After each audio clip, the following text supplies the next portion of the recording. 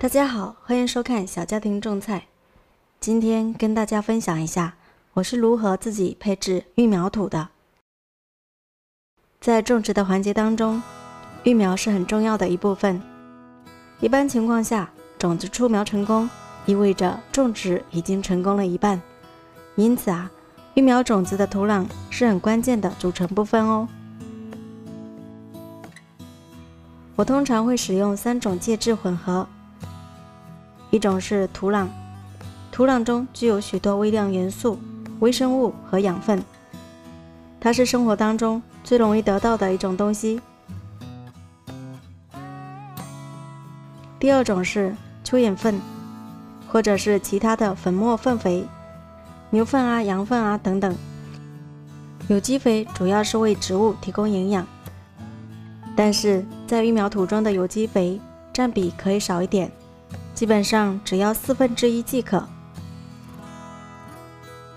第3种是椰糠或稻谷，或2种加在一起都可以，它们都能起到疏松土壤、透气排水的作用。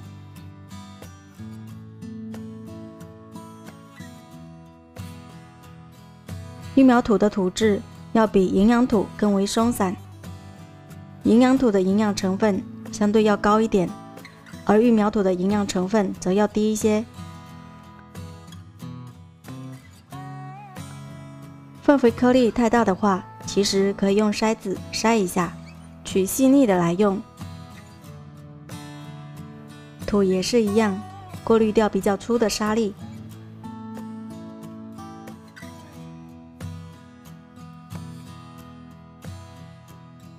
4种介质的比例为5:2:2:1。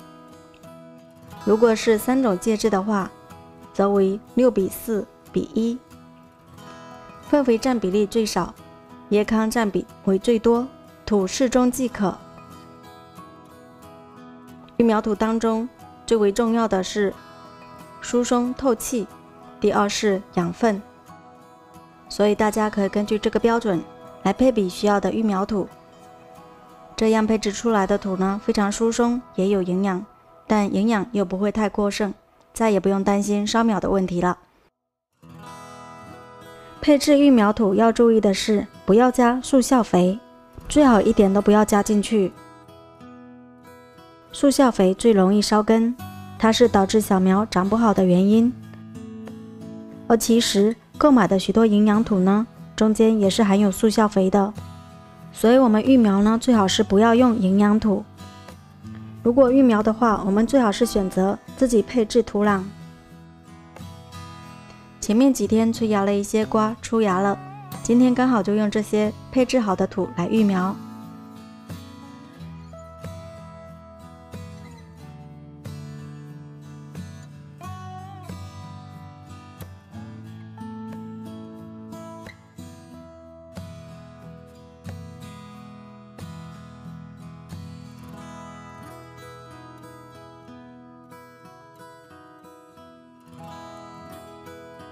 出苗率非常可观哦，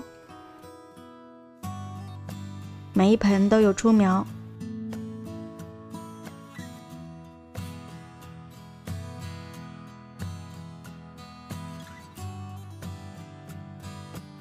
其中一盆可能是种子的品质问题，苗还有点小，其余的都长得特别棒，可以移栽了。欢迎菜友们一起聊聊你种植用的是什么样的育苗土，好用的和不好用的都来一起分享一下哦。好了，这期的视频就到这里啦，我们下期再见，拜拜。